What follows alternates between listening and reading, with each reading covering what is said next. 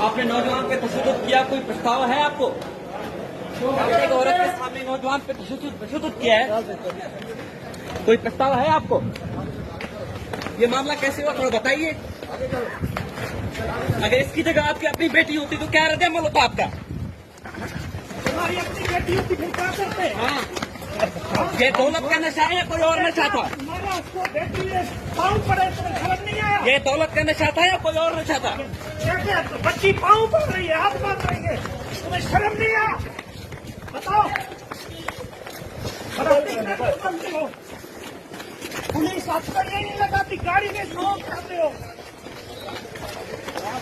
Police ने देखा जब मीडिया आई है फिर आप करिएगा। जान से आसमान निकल गई।